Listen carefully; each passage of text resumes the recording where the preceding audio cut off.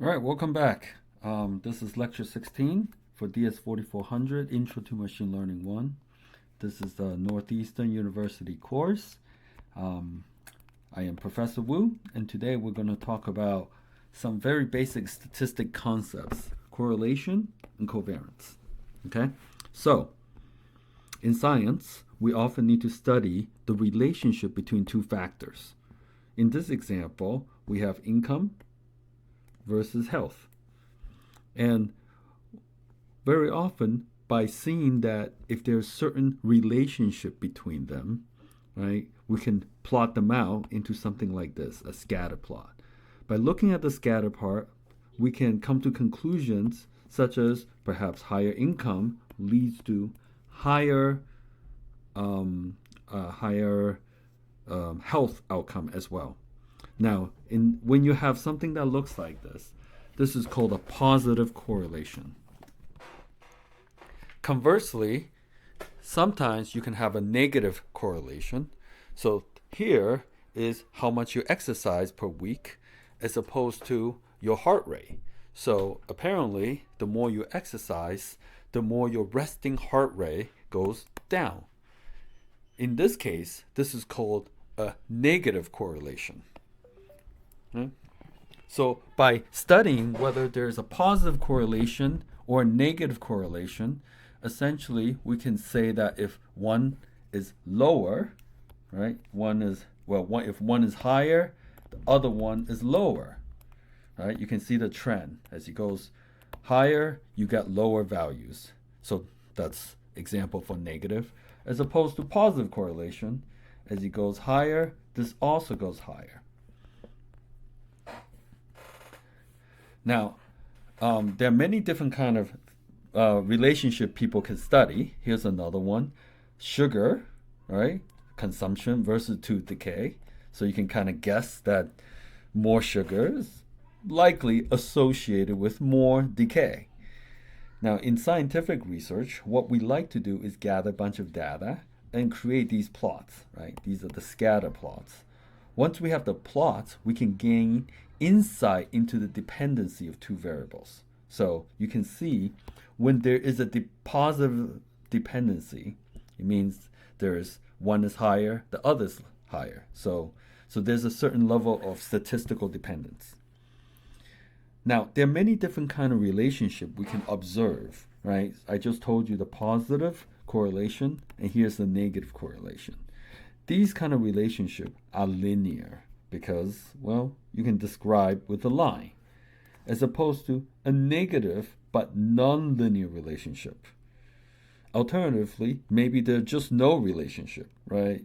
Just because one value is high, it could be high or low. So knowing one variable does not tell you anything about the other variable. Okay? So these are the ones with dependency, right? These is an example that x and y doesn't seem to be dependent on each other. Now, one of the first concept you want to learn when you want to measure the dependency of two variables is covariance. Now, covariance is a way of measuring the dependence. Okay, covariance. Now, we have three variables, x, y, and z. Now, if x and y, notice how they're highly dependent. So their covariance is a large value. As opposed to x and z, which doesn't look dependent at all, and you can see that their dependence is a small value. So covariance is a way of measuring dependence. The larger the dependence, right? The larger the more you'll see like a specific type of relationship when you plot them out.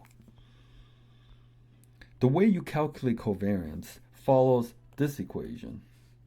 This equation. Now, covariance is very, very similar from variance. We have previously studied variance. The equation for variance is you take each sample and find out how far away it is from the average. And then you take the average of that. So the average distance from the center, that is your variance. And you can see here's the average distance square from the center. So you can picture variance as a way of measuring. If you have the data, here's the center of the data, right? How spread out is the data? That concept is variance. So on average, how spread out it is. Now, covariance equation is almost identical to variance. So the equation is actually the same. Here is xi, x minus mu. Now, covariance, because there are two variables, it's xi minus the average of x, and then yi minus y. So, now, I want you to take a quick second and study the difference between the two. Right? Variance is only one variable, and covariance is two variables.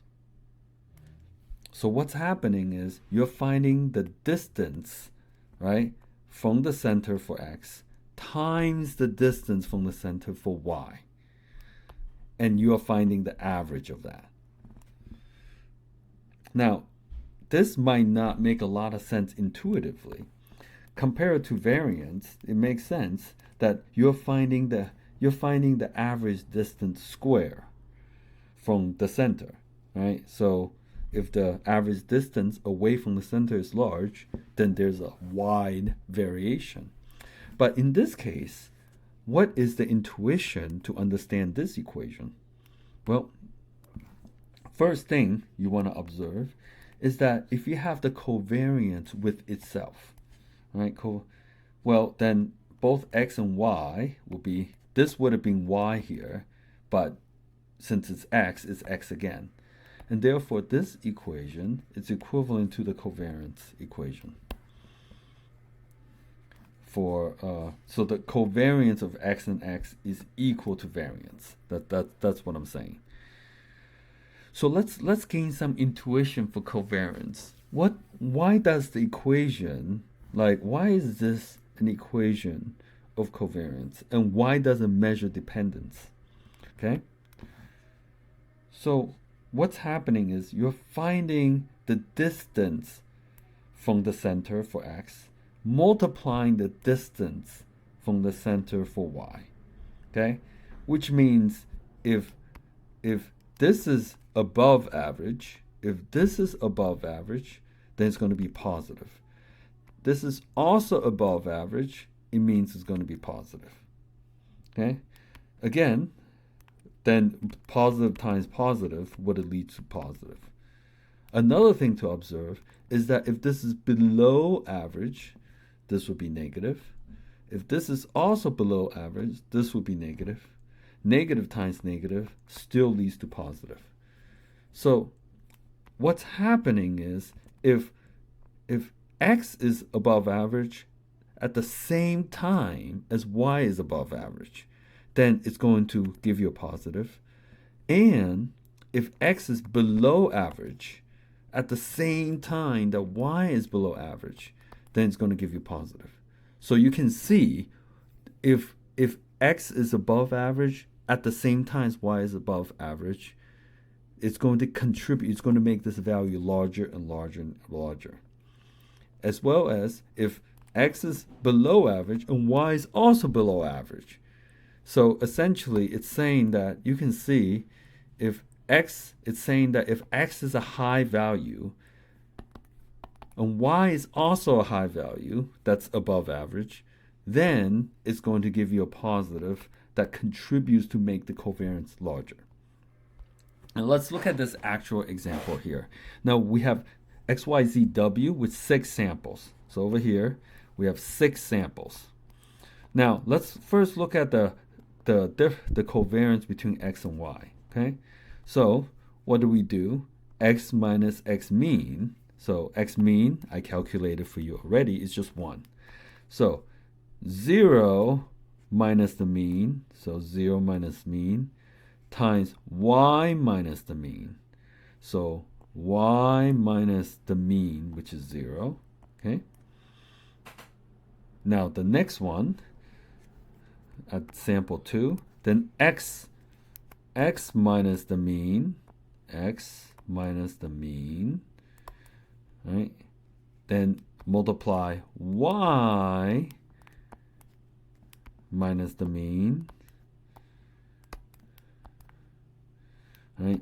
So basically, you go through every single sample, x minus mean, y minus the mean, x minus mean, y minus the mean. Right? You go through every single sample, and then you average them together. Once you average them together, then you do the math, you end up with a value 1. Now, notice when x is above the average, right? When x is above the average, then y is also above the average, leading to giving you a positive value. All right, let's see. Over here, when x is above average, y is above average, right? Here, when x is below average, y is also below average. So all these are positive values, right? They all become positive values, which then adds up to something kind of big. So the pattern here is essentially telling you that when if this is, all right, x and y, and if this is the average point for x and y, it's saying that if x is above average, right, and y is above average, then you will get a point here. If x is above average, y below above average, x below above average. Now, conversely, if x below average, y is below average, x below average, y below average. That allows you to see this trend, right? You notice this trend here? So the fact that one is above average at the same time as the other variable is above average is what allows you to graph something that looks like this. And intuitively, that's how it works. So this relationship I previously told you is a positive relationship, and we call it positive dependency. Meaning when one is higher, the other one has tendency of also being higher. Okay? Conversely, when x is lower, y is also lower, right? Those are the circles. When x is lower, right, below, here's the average line for x, right? When x is lower, which is here, y is also lower. When x is higher, y is also higher. Hence, you get this relationship. Now, an example of a low dependency, we're going to now look at, I think it's x and w. I should have wrote w here. Yeah, so x and w. So if you do x and w, we go through the same calculation, right? If we go through the same calculation, notice that this one, when one is below, others below, one is above. But sometimes one is above and the other one is below, leading to one and negative one. So instead of plus, sometimes we have a negative, and it therefore lowers the total value for covariance. Right? So again, ideally, here's x, here's y, here's the middle point. All right? If one is positive, other one is positive, then you'll end up like this. However, if you have relationship where one is positive, other one is negative. So over here, x is negative, but y is positive. Over here, x is negative and y is negative. So this one is good. But what if you end up with these ones here? So these ones, notice, will result in a negative value and lowering the entire covariance value. So and that comes out with a number, right? When it was high, you got a value of 1. But over here, you get a value to 1/3. So this is significantly lower because the dependence is not very strong. So this is the example of low dependence. And other times, we have an example of negative dependence. So negative dependence, if these are the quadrants for x and y, negative dependence means when one is high, the other is low, right? So this one, y is high. So these dots, x is low, low, high, okay? And then if when x is high, y is low, then you'll get these points, leading to a relationship that looks like this. Hence, a negative relationship that we saw. Like the negative relationship goes down this way. And you can see when you have a negative relationship, when one is positive and other is negative, positive, negative, positive. Therefore, you're adding a lot of negative together, right? Therefore, remember the previous value was positive 1. This time, we have something equally strong, but it's a negative 1. And you're going to see like a relationship, if you plot it out, that look kind of like this. So, now, I want you to pause the video and give it a try. See if you can calculate both the population and sample covariance. Now remember, the covariance population is n and sample is n minus 1. Right? Is that what I said? N and n minus 1. Yes, correct. So this is yeah. Pause the video, try to do it. It should not be that difficult. Like here's the equation, right? All right. So over here, I think okay. So over here is the answer. I'm not going to go over it here. You guys can study it, right? Pause the video, study what I did. Hopefully I got the right answer, and hopefully you guys also did. Now, I want to move on and talk about the problem with covariance. So covariance, obviously when it's high, it means there's a large dependency. And when it's near 0, then there's 0 dependency. And when it's like a very negative value, then it's a negative dependency, right? But the problem with it is depending on the data, right? So let's say we have this data and this data. Now, this data give us a covariance of negative 66. Well, that's a pretty big number. And this one give us a covariance of 0.666. So in these cases, by just looking at a number, like if I told you this number, how would you know if the dependence is high or low, right? Because this, by some measure, right, if you just look at this number, maybe you'll say this is pretty high. But then compared to this, then it's pretty low. So there's no absoluteness for you to figure out, like by looking at a number, is there actually a high or low dependence? So covariance is where we start. But we tend not use covariance as the number to measure dependence because it's kind of meaningless unless you know the scale of the data. So this is why we end up using correlation. Now, correlation scales covariance into, here's the covariance.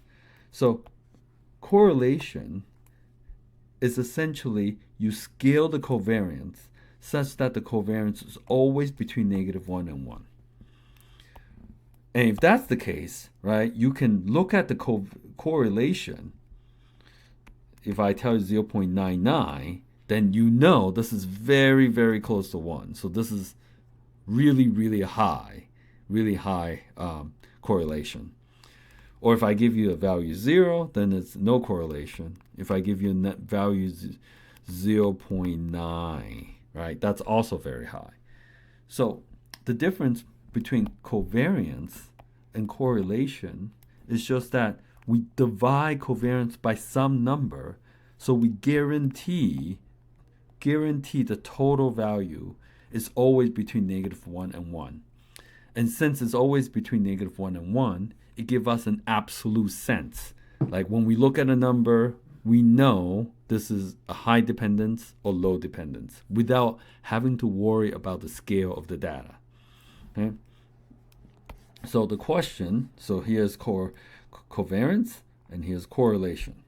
The question is then, how do we know what number to divide, right? We need to divide by some number, but it's not clear like what number. Well, we know that covariance, right, is between x and y, measures the dependency between them. So that we'll start from there, right? That was kind of the definition. The reason why we're studying covariance is to come up with a number that measures the dependency between two variables. Now, dependency between x and y, no matter how high, cannot be greater than the dependency with itself. So if you have two data sets, and if two data sets are identical, then that's perfect dependency, right? So the dependency for covariance XX or covariance YY must be greater than the covariance of XY. It's like I said it right here, right? Covariance of XY must be less than this. Like you cannot, no matter how dependent X and Y are, their maximum dependence has to be the covariance YY. And they also cannot be greater than the covariance YY. Okay, so covariance XX, covariance YY forms an upper bound. And therefore, if you divide this by this, it has to be less than 1. Right? If you divide this by this, it also has to be less than 1. Now, we next note two numbers that are less than 1, when multiplied together, will always be less than 1. Okay? So if this is less than 1 and this is less than 1, if you multiply this by this, together they have to be less than 1. So over here, here's an example. Two numbers, they're less than 1. When you multiply them together, it has to be less than 1. Right? Over here, this is less than or equal to 1. Less than or equal to 1. Again, it's going to be less than 1. And also, I want you to keep track that a square root value of a number less than 1 is also always less than 1. So, for example, you take the square root of a number that's less than 1. The result will always be less than 1. Okay? So this implies a couple implications from these two observations that I just mentioned. That if you multiply them together, which is covariance, right? This value, remember, covariance of xy has to be less than covariance of xx. Therefore, this has to be less than 1. And again, covariance xy has to be less than covariance yy because it can't be more dependent. And therefore, this has to be less than 1. So if this is less than 1 and this is less than 1, therefore their product multiplying together has to be less than 1. Right? And this implies that we multiply this together, so this is the square, and then we multiply the bottom together. So it's the covariance of xx, covariance of xy. Now so this has to be less than 1. Now we use the second rule. You can take the square root of a value that's less than 1, and it's still going to be less than 1. Therefore, if we take the square root here, right, take the square root of this whole thing, that still has to be less than 1. Therefore, after I take the square root, the power, second order, goes away, and the square root is the bottom part. And therefore, this value has to be less than 1, right? And cannot go beyond -1. Because, when you take the square root, it becomes plus or minus. So, we basically have just discovered the constant. Like, remember I said we need to divide covariance by some number. And here's the number, like right here. We know if we divide by this number, no matter what, the value has to be between -1 and 1. And that's how you scale it. Now, correlation coefficient is essentially this right here. You take the covariance, and then you divide by the covariance of xx, covariance of xy. Now, in the beginning of the class, I told you that the covariance of xx, right, is just the variance of x. Remember, it's xi minus x bar, yi minus y bar. Therefore, if x is equal to y, right, then this reduces down just the variance. So this becomes the variance of x, this becomes the variance of y, and voila, we now have the definition of correlation. All right, so let's pause the video for a second and see if you can calculate this. I'm going to move on. All right, over here, I provided the solution for you, so you can essentially see if you did it right. Now, as for the code, if you have two variables, x and y, you can call the covariance this way, the covariance. When you calculate the covariance, it doesn't just calculate one number, doesn't just calculate covariance. It actually calculates the variance for x, variance for y, and the diagonal are the covariance. So this is equivalent to this matrix. Covariance of xx, covariance of xy, covariance of x, well, yx, covariance of yy. So that's what, when you call covariance, it gives you all the possible outcomes. Okay? Now, you can also call correlation. The correlation then calculates the correlation. Now, instead of covariance, each one of them is the correlation. So obviously, the correlation with itself is just going to be like 1, right? Correlation. So, but here is the correlation between x and y value. And you can, after you've done the practice, like you can essentially run this calculation. And I'm pretty sure when you calculate the covariance and correlation, they're calculating the population, not the sample version, which means it's 1 over n, right? 1 over 6, 1 over n. And yeah, if you calculate, notice the solution is the same.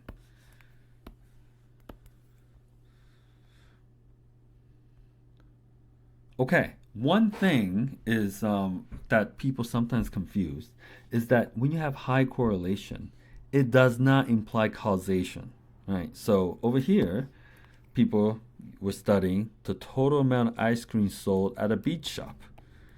And then they notice that there's more drowning. So the more ice cream you sell, it means that there's more drowning.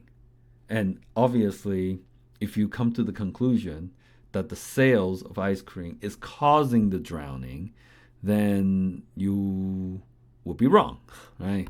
So in those cases, in some of these cases, you got to be careful that correlation, just because you see one, it doesn't mean it's the cause. It just means that they have a specific relationship that could be caused by something else. Okay? So in this case, it's just caused by hot days. So when it's hot, it causes more ice cream sale.